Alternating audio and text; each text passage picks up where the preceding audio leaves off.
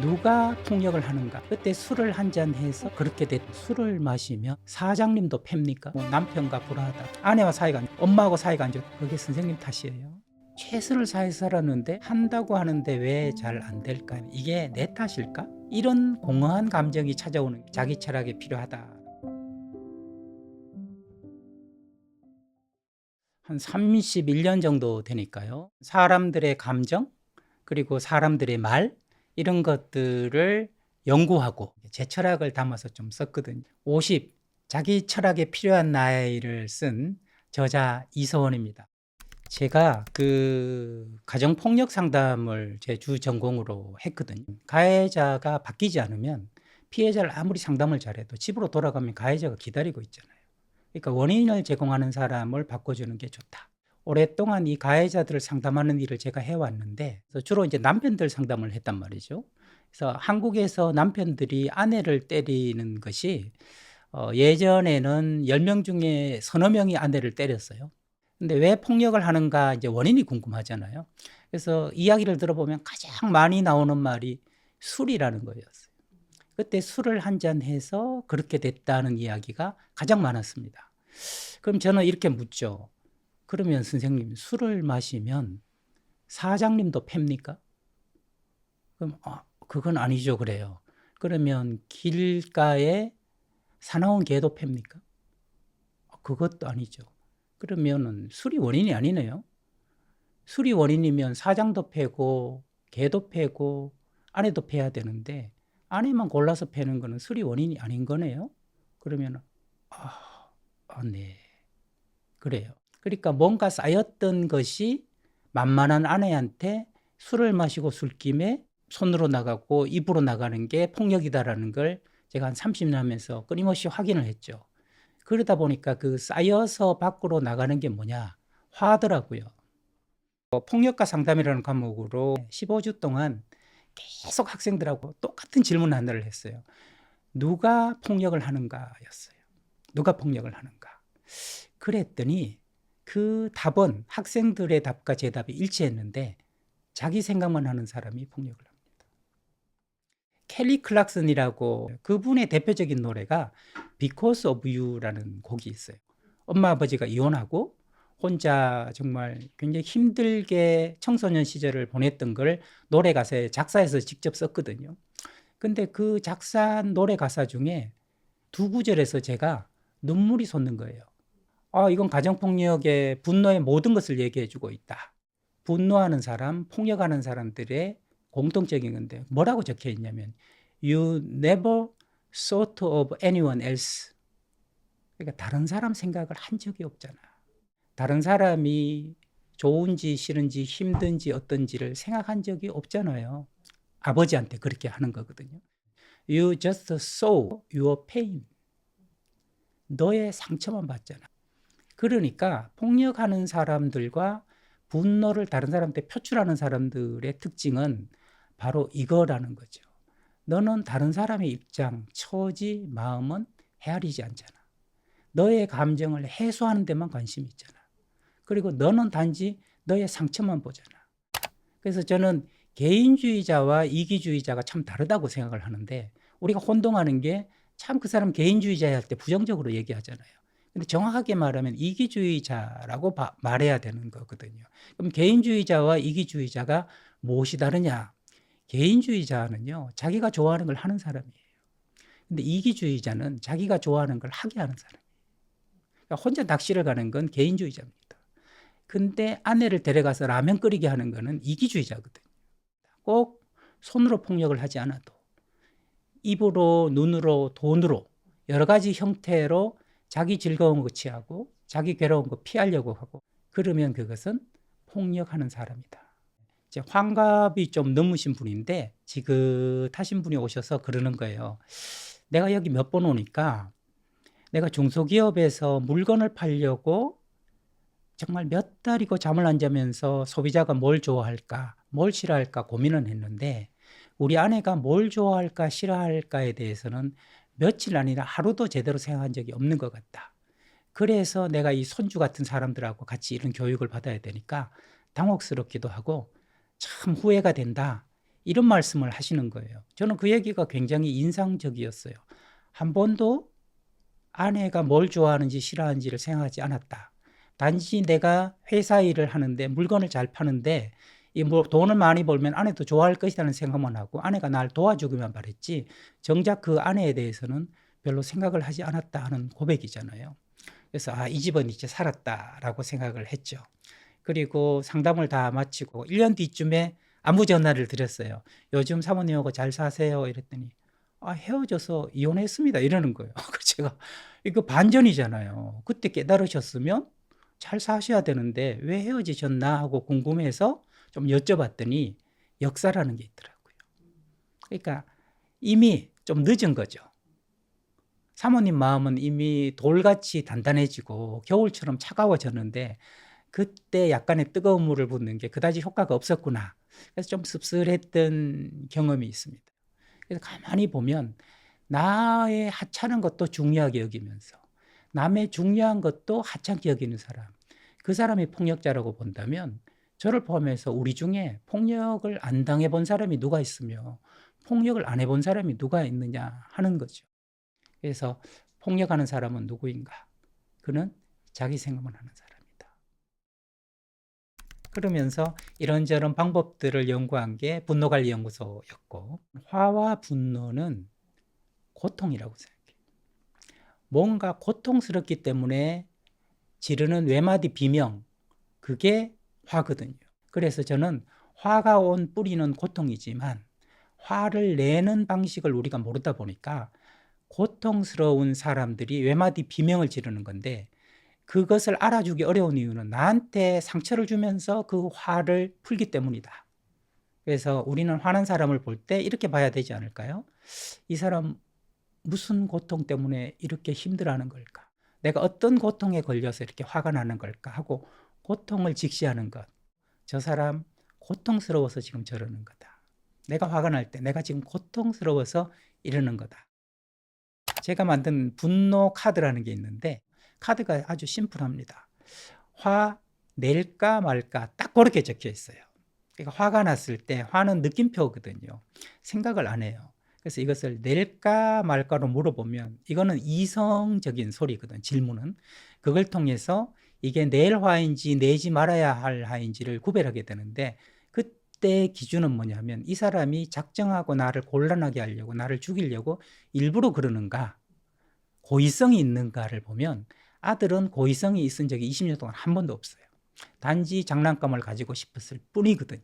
그래서 화가 나지만 화를 내지는 않는다. 그래서 고의성을 기준으로 낼까 말까 치받을까 말까 이렇게 생각을 하면 그래 일부러 저런 것들은 저 사람 몰라서 그러는데 그래서 화가 나지만 화를 내지는 않는다. 제가 아들이 이제 20살짜리 아들한테 어릴 때부터 늘 했던 말이 있어요. 화나면 말로 해야 돼. 화나면 말로 해야 돼. 근데 우리는 화났을 때 어떻게 표현했는지를 배운 적이 없어요. 화나면 무슨 말을 못해? 화나면 뭘 못해? 라고 얘기하는데 바로 그 지점에서 화가 나니까 말로 해야 된다. 화가 나니까 남에게 상처 주지 않고 내 화난 것을 전하는 법을 배워야 된다. I 메시지라는 게 있어요. 그러니까 일이 생기면 생각을 얘기하고 감정을 얘기하고 바람을 얘기하라는 게 I 메시지인데요. 네가 이렇게 얘기하는 게 아니라 내가 지금 그 말 들으니까 너무 답답해. 그리고 억울한 것도 있어. 이게 자기 스스로 자기 심정을 표현하는 건 약자들이 하거든요. 강자들은 이걸 표현 안 한단 말입니다. 그래서 약자 대화법이 I 메시지다. 가장 화를 잘 표현하는 법이다. 근데 그 사람들이 주로 하는 말이 어떤 말을 하냐면 나 열심히 살았는데 최선을 다해서 살았는데 왜 결과가 이렇죠? 자기 철학이 필요한 나이라는 제목으로 50이라고 썼는데 50은 상징적인 거예요. 30도 필요하죠. 미리 알면 더 좋죠. 근데 우리가 인생을 전반전과 후반전으로 나누다면 40까지는 너무 바쁘잖아요. 조금 뭔가 이뤘는데 열심히 달려왔는데 기쁘지가 않다. 이런 공허한 감정이 찾아오는 게 자기 철학이 필요하다라고 했는데 자기 철학이 뭘까? 철학이라는 말은 어렵지만 사실은 근본적으로 나는 왜 이렇게 뜻대로 안 될까? 나는 왜 이렇게 행복하지 않을까라는 질문만 던진다면 자기 철학을 위한 여정의 첫걸음을 떼는 거다. 사람들은 다 힘들게 사는 거다. 나 또한 힘들다. 이렇게 바라보는 것도 인생 공식이 될 수 있고요. 또 하나는 사람들은 다 이기적이다. 나도 이기적이다. 이것도 인생 공식이 될 수 있는 거 아니겠습니까? 근데 그 중에서 나한테 제일 이득이 되고 내 마음을 편안하게 해주는 게 뭘까? 그것을 계속 찾는 과정이 자기 철학을 찾아가는 과정이다. 대부분이 그런 분들입니다. 한다고 하는데 왜 잘 안 될까요? 그래서 제가 이렇게 얘기하죠. 이게 내 탓일까? 제가 강원도에 있는 대안학교를 갔어요. 강당에 똑바로 앉은 애가 하나도 없어요. 전부 거의 누워 있다시피 해요. 근데 제일 앞에 있는 애, 성격이 서글서글하고 좋아 보이는 애가 손을 번쩍 들어요. 강의를 시작하려고 그러는데. 그래서 왜? 그랬더니 언제 맞춰요? 아니, 강의를 시작하지도 않았는데 언제 맞춰요? 제 속에 치솟는 분노가 있지 않았겠습니까? 근데 제가 일부러 저러는 게 아니다. 제가 뭔가 고통스럽다. 이런 많은 강의들이 너무 지겹고 힘들어서 언제 마치느냐고 물었을 거다. 근데 이건 제 질문이 아니라 모두의 질문이겠다 싶은 생각이 들어서 제가 이름을 물었거든요. 이름이 뭐냐? 그랬더니 저요? 태연인데요. 이제 가명으로 그래요. 태연아, 너 성격 참 좋다? 그랬더니 다들 그래요. 그래서 태연아, 대한민국에서 누가 널 싫어하겠냐? 그랬더니 좀 있던데요. 제가 태연이를 가만히 보면서 얘기했어요. 태연아, 에? 그게 네 탓이냐? 내가 움찔해요. 태연아, 그게 네 탓이냐고. 잘 모르겠는데요. 그랬더니 자세가 약간 누워있던 데서 조금 나아졌어요. 강의를 마치고 나오는데 태연이가 절치면서 쌤, 번호 줄 수 있어요? 그럼 번호를 줬어요. 밤 11시 반에 문자가 왔어요. 언제 또 와요? 다음 주에 또 가. 그랬더니 예. 제가 그때 태연이를 보면서 눈물이 났어요. 아, 모든 사람이 이와 같구나. 이와 같구나. 그게 네 탓이니? 아니거든요. 내 탓도 있는 거죠. 내 탓은 아닌 거죠. 그래서 우리가 얼마나 많은 사람들과 사회로부터 네 탓이라는 비난을 받으면서 그 결과 내 탓이라고 나까지 나를 공격하는 그런 악순환을 겪고 있는가. 내 탓도 있지 내 탓은 아니라는 거죠. 거기서부터 무너진 걸 좀 이렇게 세우는 작업이 필요하지 않을까. 저는 상담실에서 늘 오신 분들한테 그러죠. 뭐 남편과 불화하다. 그게 선생님 탓이에요. 엄마하고 사이가 안 좋다. 그게 네 탓이니? 아내와 사이가 안 좋다. 그게 선생님 탓입니까? 그랬을 때 결국 그분들이 하는 얘기는 제 탓도 있습니다. 저는 그런 생각을 하거든요. 무슨 안 좋은 일이 생기잖아요, 나한테. 그러면 내 잘못은 최대한 49%, 남의 잘못은 최소한 51%라고요. 그게 가장 건강한 거라고. 그랬을 때 51%를 누군가 먼저 말해준다면 나머지 49%를 스스로 떠올리게 되는 게 사람의 마음이다. 충분히 위로를 받아야 된다. 제가 생각하는 철학은 내가 제일 예쁘다. 내가 어때서? 라는 철학이에요. 자기한테 제일 모질게 구는 게 자기란 말이죠. 그래서 나한테 좀 관대해지면 안 될까? 저 양혜은 씨 자주 하는 말로 그럴 수 있어. 이걸 남한테 적용하는 게 아니라 나 자신한테 적용해서 날마다 저에게 그럴 수 있어. 자기 친절, 자기 칭찬, 자기 격려 이런 것들을 통해서 자기를 잘 대해주는 것. 저는 부모가 아이를 잘 키우는 것은 한마디로 얘기하면 아이가 사람을 좋아하게 만드는 것. 그리고 아이가 사람을 편안하게 만드는 것이라는 생각이 들거든요. 그러면 무슨 직업, 어떤 나이가 돼서도 환영받고 이쁨받는 사람이 될 것이다. 그렇게 아이를 만들려면 아이가 부모를 좋아하고 부모가 편안해야 되지 않겠습니까? 그럼 부모로 돌아간다면 부모 자신이 자기를 좋아하고 자기한테 편안해야 되지 않겠습니까? 제가 살다 보니까 사는 게 신나지 않는 거예요. 뭔가 좀 시시해요. 어느 날 생각을 했죠. 왜 이렇게 사는 게 시시하지? 한 해에 기념할 만한 일이 며칠이나 될까 생각을 했어요. 그랬더니 한 사흘밖에 안 돼요. 그러면 365일 중에 362일은 시시하게 사는 거잖아요. 아이, 라면이나 끓여 먹자 하고 신라면, 컵라면 하나 끓여 먹는데 기가 막히게 맛있어요. 그래서 야, 이거 기념해야 되는 거 아니야? 그래서 신라면 기념일이라고 썼어요. 오늘 국물 맛이 끝내준다. 신라면 기념일. 그러니까 갑자기 바람이 밖에서 불어오는데 너무 시원한 거예요. 시원한 바람 기념일. 그날 하루에 너다섯 개를 쓸 수 있는 거예요. 2013년부터 지금까지 기념일 노트를 계속 쓰기 시작했는데 많은 날은 하루에 수십 개를 써요. 그러다가 어느 날 신부님이 말씀하시는 성당에서 말씀을 듣는데 범사에 감사하라는데 눈물이 막 펑펑 쏟아지는 거예요.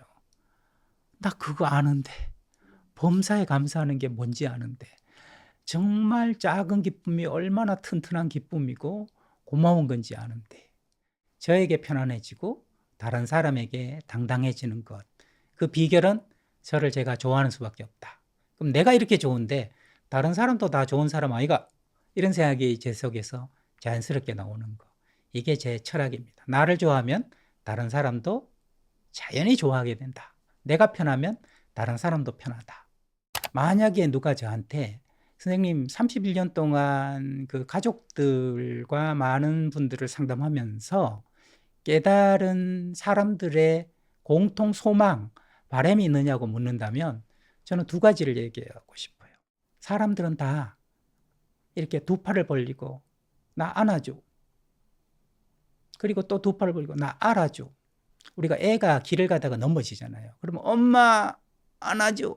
이렇게 얘기한단 말이에요. 어린애와 마찬가지로 99살이 돼도 사람은 자기가 힘든 일이 있으면 다른 사람이 힘든 것을 알아주길 바래요. 그리고 안아주길 바랍니다. 안아주길. 그런데 이 아이가 어린이집에 가서 상을 받았어요. 상을 받으면 엄마 하면서 상장을 가지고 달려오죠. 그때 엄마가 어떻게 해줘야 돼요? 안아줘야 됩니다. 그래서 사람은 힘들 때 그리고 자기가 잘 나갈 때 뭔가를 성취했을 때 누군가가 안아주고 알아주기를 바란다. 반대로 저한테도요. 나는 나를 얼마나 알아주는가, 얼마나 안아주는가. 이 두 가지만 대한민국에서 안다고 해도 우리는 서로 안아주고 알아주는 예쁜 관계를 만들 수 있지 않을까. 그런 생각을 소망처럼 품고 있습니다. 독일 입학시험 문제, 이런 문제가 출제됐어요. 고통을 없애주는 약이 개발된다면 인류에게 어떤 일이 생길까? 가장 좋은 답은 인류는 진보를 멈출 것이다 라는 말이 있어요. 고통이 있기 때문에, 코로나가 있었기 때문에 백신을 만들고 더 건강한 사회, 위생적인 사회를 만들어가는 거 아니겠습니까? 인생의 고통은 필수적이다라는 생각이 들어요. 이런 서양의 격언이 있단 말이에요. 그 나이에 갖춰야 될 지혜를 갖추지 못한 사람은 그 나이에 겪어야 될 모든 고통을 겪을 수밖에 없다라는 거예요. 자기 철학이 생기면 자기한테 편안해져요. 그리고 무슨 큰일이 생겼을 때 놀라지를 않습니다. 그러면서 그분들이 상담을 통해서 깨닫는 말은 열심히 사는 것보다 더 중요한 건 목표를 잘 잡아서 열심히 사는 게 더 중요하다. 그리고 그럼 어떻게 잘 살 것이냐 하는 것을 좀 깨닫고 각자만의 맞춤형 방식으로 살아야 되겠다 생각하는 순간 좀 달라지는 걸 제가 보거든요. 자전거가 굴러가려면 두 바퀴가 있잖아요. 그리고 안장이 있고 또 핸들이 있는 거 아니겠습니까? 저는 앞바퀴를 인격이라고 생각합니다. 인격이 뭐라고 생각하세요? 저는 인간을 바라보는 격, 그것이 인격이라고 생각을 하거든요. 예를 들면 이런 겁니다. 인간은 나밖에 없어. 이게 폭력하는 사람이고 화내는 사람이잖아요. 근데 인간은 나도 있지만 우리 아내도 나하고 똑같은 인간이야. 우리 아들도 나하고 똑같은 인간이야 라고 생각한다면 인간을 바라보는 격이 더 높은 거 아니겠습니까? 그래서 그 인격의 높이만큼 우리가 다른 사람들하고 잘 지낼 수 있는 겁니다. 그래서 인간을 바라보는 격이 어떠한가? 이게 앞바퀴를 이루고요. 뒷바퀴를 이루는 것은 지혜라는 건데 어려움을 바라보는 눈, 이것이 지혜라고 생각하거든요. 뭐 어려움이 생겼을 때 가장 적절한 현실적인 방법은 무엇인가 하는 것을 해결법을 아는 게 지혜다. 그럼 핸들은 뭐냐? 그건 자유다. 내 마음대로 운전을 하는데 그 바퀴가 인간을 바라보는 눈이 높아야 되고 지혜가 깊어야 되고 자유는 마음껏 갈 수 있는 게 넓어야 된다. 사람들은 다 고통스러워서 화를 내는 거다. 이걸 자기 철학으로 가졌다고 생각해 봐요. 그럼 막 화를 낼 때 모두 놀랄 때 궁금해하는 거죠. '저 사람 어디가 힘든 걸까? 저 사람 어디가 아픈 걸까?' 그렇게 호기심을 가질 수 있다는 거예요. 관심과 호기심을 가지고 질문하게 되면 이전의 낮은 수준보다 훨씬 높은 수준으로 인간을 바라보는 격이 높아지기 때문에 나를 바라보는 격도 높아지고, 격이 높아지면 자연스럽게 어려운 일이 생겼을 때 그것을 헤쳐나가는 지혜도 생기고, 그 두 가지가 생기면 이제는 남의 눈치 보지 않고 나한테 눈치 보지 않고 자유롭게 핸들을 몰고 갈 수 있는 행복의 안정이 찾아온다. 그래서 저는 자전거를 머릿속에 항상 그림을 그리고 있거든요. 철학을 가지면 자전거 타고 행복하게 달릴 수 있지 않을까요? 열심히 살지만 기쁘지 않은 분, 돈을 벌 만큼 버는데 기쁘지 않은 분, 왜 그럴까요? 저는 이렇게 생각합니다. 남 인생을 내 인생인 줄 알고 열심히 살아서 그럽니다. 그래서 돈이 있건 없건 지위가 높건 낮건 간에 내가 나의 인생을 산다면 그것은 행복하게 살 수 있는 가장 빠른 길이다. 그래서 남 흉내 내지 말고 내가 소박하더라도 나로서 살아가자 하는 것을 저는 가장 중요한 인생 철학이다라고 생각하고 이 책에서도 그것을 반복해서 말씀을 드리고 있는 겁니다.